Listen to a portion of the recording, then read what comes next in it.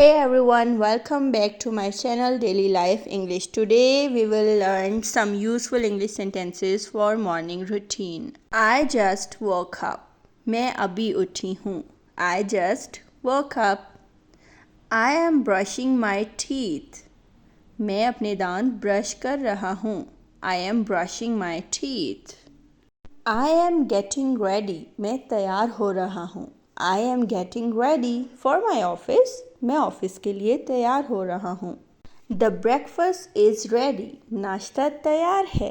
The breakfast is ready. I am eating breakfast. मैं नाश्ता कर रहा हूँ.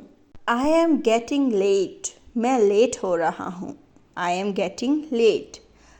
I am combing my hair. I am combing my hair. मैं अपने बाल कंघी कर रही हूँ. It's a beautiful morning. ये खूबसूरत सुबह है. It's a beautiful morning. I am going for a walk. I am going for a walk. मैं वॉक के लिए जा रहा हूँ.